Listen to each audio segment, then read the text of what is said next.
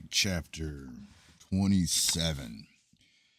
It may be that now add to our sins the horse that swam in the sky. For all I know, we contribute to a wider biology. In the New York Times, July 8th, 1878, is published a dispatch from Parkersburg, West Virginia, that about July 1st, 1878, 3 or 4 farmers had seen in a cloudless sky, apparently half a mile high, an opaque substance. It looked like a white horse swimming in the clear atmosphere.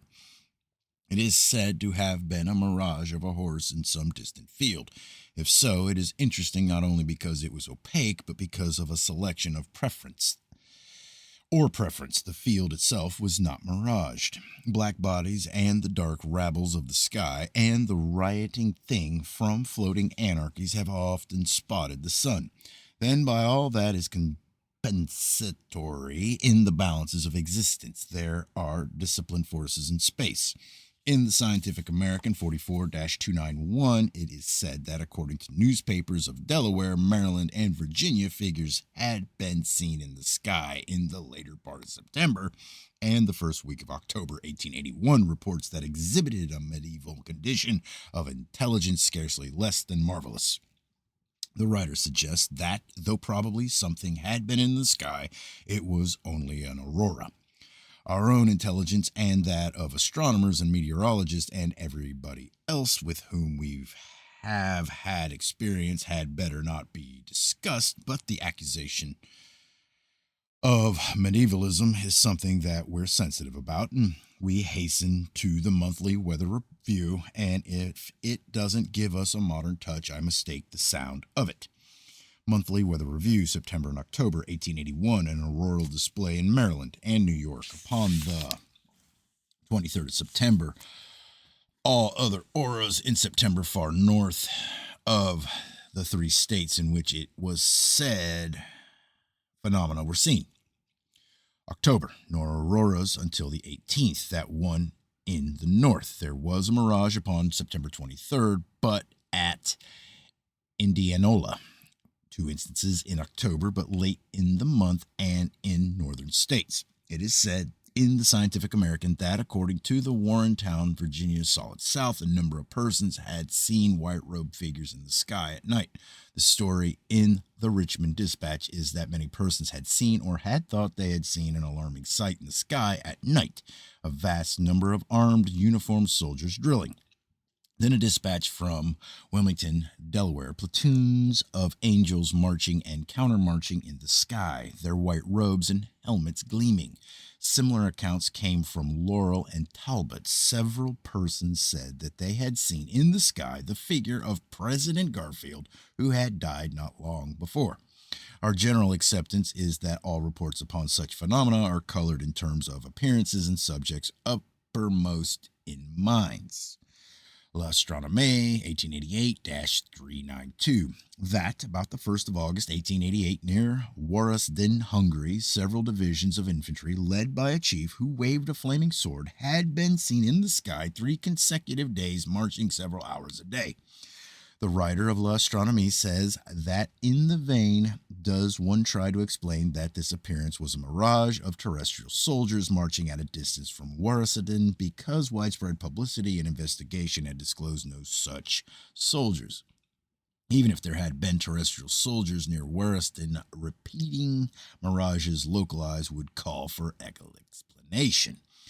But that there may be space armies from which reflections or shadows or Brocken specters are sometimes cast, a procession that crossed the sun, forms that moved or that marched, sometimes 4 abreast. Observation by M. Berger at Marcellus, April 15th and 16th, 1883. An army that was watched 40 minutes by M. Jacquet, August 3rd, 1866. Things or beings that seemed to march and to countermarch, all that moved in the same direction, moved in parallel lines in L'Année Scientifique 29-8. There is an account of observations by M. Trouvelot, August 29th, 1871. He saw objects, some round, some triangular, and some of complex forms. Then occurred something that at least suggests that these things were not moving in the wind nor sustained in space by the orbital forces of meteors, that each was depending upon its own powers of flight, and that an accident occurred to one of them. All of them, though, most of the time moving with great rapidity, occasionally stopped, but then one of them fell toward the earth, and the indications are that it was a heavy body and had not been sustained by the wind, which would scarcely suddenly desert one of its flotsam and continue to sustain all the others. The thing fell, oscillating from side to side like a disk falling through water. New York New York Sun, March 16th, 1890, that at 4 o'clock in the afternoon of March 12th, in the sky of Ashland, Ohio, was seen a representation of a large unknown city. By some persons, it was supposed to be a mirage of the town of Mansfield, 30 miles away. Other observers thought that they recognized Sandusky, 60 miles away. The more superstitious declared that it was a vision of the New Jerusalem.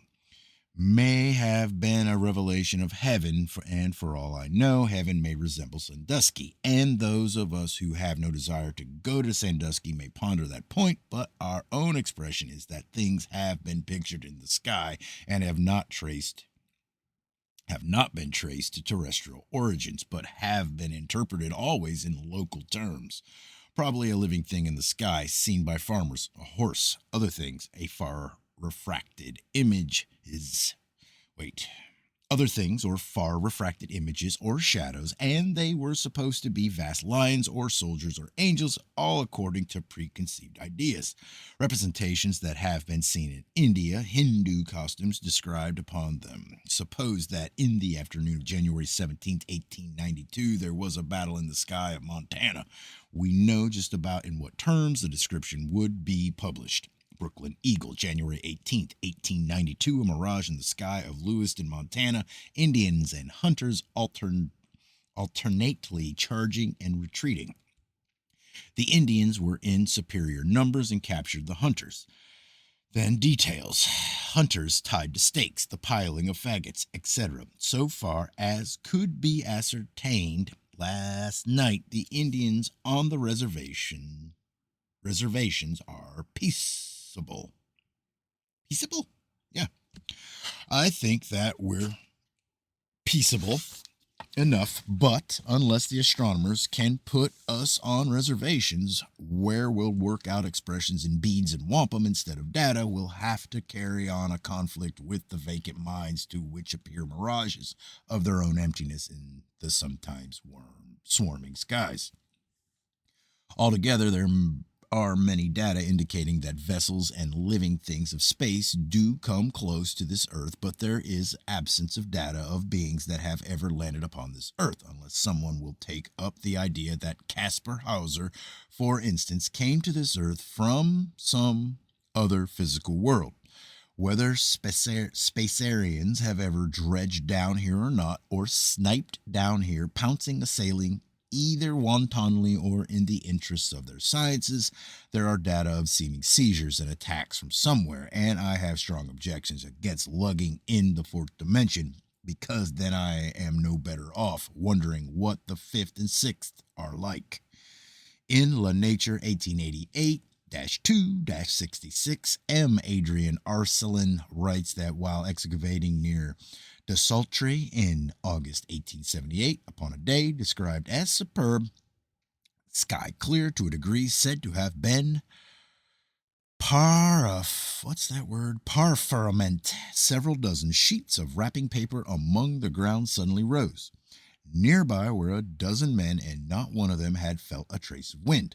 A strong force had seized upon these conspicuous objects, touching nothing else.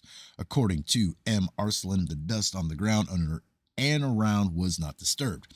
The sheets of paper continued upward and disappeared in the sky. A powerful force that swooped upon a fishing vessel, raising it so far that when it fell back, it sank. See London Times, September 24th, 1875. Quarter of a mile away were other vessels, from which set out rescuers to the sailors who had been thrown into the sea. There was no wind. The rescuers could not use sails, but had to row their boats. Upon October 2nd, 1875, a man was trundling a cart from Schaffhausen near Bergen, Germany. His right arm was perforated from front to back as if by a musket ball. This man had two companions. He had heard a whirring sound, but his companions had heard nothing. At one side of the road, there were laborers in a field, but they were not within gunshot distance. Whatever the missile may have been, it was unfindable. La Nature, 1879-1-166, quotes the Courrier des Ardennes as to an occurrence in the commune Signy-le-Petit, Easter Sunday, 1879. A conspicuous isolated house, suddenly, its slate roof shot into the air and then fell to the ground. There had not been a trace of wind. The writer on the account says that the force, which he calls a trouble annui, had so singled out this house that nothing in its surroundings beyond a distance of 30 feet had been disturbed. Scientific American, July 10th, 1880, that, according to the plain dealer of East Kent, Ontario, two citizens of East Kent were in a field and heard a loud report. They saw stones shooting upward from a field. They examined the spot, which was about 16 feet in diameter, finding nothing to suggest an explanation of the occurrence. It is said that there had been neither a whirlwind nor anything else by which to explain. It may be that witnesses have seen human beings dragged from our own existence either into the objectionable fourth dimension, perhaps then sifting into the fifth, or up to the sky by some exploring thing. I have data, but they are from the records of psychic research. For instance, a man has been seen walking along a road in sudden disappearance. Explanation: that he was not a living human being, but an apparition that had disappeared. I have not been able to develop such data, finding, for instance, that someone in the neighborhood had been reported missing, but it may be that we can find material in our own field. Upon a December 10th, 1881, Walter Powell and two companions ascended from Bath in the government balloon Saladin, Valentine, and Tomlinson, Travels in Space, page 227. The balloon descended at Bridgeport, coast of the English Channel. Two of the aeronauts got out, but the balloon, with Powell in it, shot upward. There was a report that the balloon had seemed to fall in the English Channel near Bridgeport, but according to Captain Temple, one of Powell's companions, probably something thrown from the balloon, had been seen to fall. My nose is running. Hold on. There. A balloon is lost near or over the sea. If it should fall into the sea, it would probably float and for considerable time be a conspicuous object. Nevertheless, the disappearance of a balloon last seen over the English Channel cannot, without other circumstances, be considered very mysterious. Now, one expects to learn of reports from many places of supposed balloons that had been seen, but an extraordinary circumstance is that reports came in upon a luminous object that was seen in the sky at the time that this balloon disappeared. In the London Times, it is said that a luminous object had been seen evening of the 13th moving in various directions in the sky near Charlesbourg. It is said that upon the night of the 16th, 3 custom house guards at Laredo, Spain, had seen something like a balloon in the sky and had climbed a mountain in order to see it better, but that it had shot out sparks and had disappeared, and had been reported from Bilbao, Spain, the next day. In the Morning Post, it is said that this luminous display was the chief feature, that it was this sparkling that had made the object visible. In the Standard, December 16th, is an account of something that was seen in the sky, 5 o'clock morning of December 15th, by Captain McBain on the steamship Countess of Aberdeen off the coast of Scotland, 25 miles from Montrose. Through glasses, the object seemed to be a light attached to something thought to be the car of a balloon, increasing and decreasing in size at a large light, as large as the light at Girdleness. It moved in a direction opposite to that of the wind, though possibly with wind of an upper stratum. It was visible half an hour, and when it finally disappeared, was moving towards Burvey, a town on the Scottish coast about 12 miles north of Montrose. In the Morning Post, it is said that the explanation is simple, that someone in Monfrith, 8 miles from Dundee, had, late in the evening of the 15th, set up a fire balloon, which had been carried along the coast by a gentle breeze, and after burning all night, extinguished and collapsed off Montrose early on Thursday morning, the 16th. This story of a balloon that wafted to Montrose and that was evidently traced until it collapsed near Montrose does not so simply explain an object that was seen 25 miles from Montrose. In the Standard, December 19th, it is said that two bright lights were seen over Dartmouth Harbor upon the 11th. Walter Powell was Member of Parliament for Malmesbury and had many friends, some of whom started immediately to search. His relatives offered a reward. A steamboat searched the channel and did not give up until the 13th. Fishing vessels kept on searching. A sweeping expedition was organized, and the Coast Guard was doubled, searching the shore for wreckage, but not a fragment of the balloon, nor from the balloon, except a thermometer in a bag was found. L'Astronomie, 1886-312, Professor Parosi of the College Bar Sur Aube quotes two witnesses of the Crow phenomenon that occurred in a garden of the college, May 22nd, 1886. Cloudless sky, wind, tresfabile. Within a small circle in the garden were some baskets and ashes and a window frame that weighed 60 kilograms. These things suddenly rose from the ground. At a height of about 40 feet, they remained suspended several minutes, then falling back to the place from which they had risen. Not a thing outside this small circle had been touched by the seizure. The witnesses said that they had felt no disturbance in the air. Scientific American 56-65, that in June 1886, according to the London Times, a well-known official was entering Pall Mall when he felt a violent blow on the shoulder and heard a hissing sound. There was no one in sight except a distant policeman. At home, he found that the nap of his coat looked as if a hot wire had been pressed against the cloth in a long straight line. No missile was found, but it was thought that something of a meteoric nature had struck him. Charleston News and Courier, November 25th, 1886, that at Edina, Montana, November 23rd, a man and his three sons were pulling corn on a farm.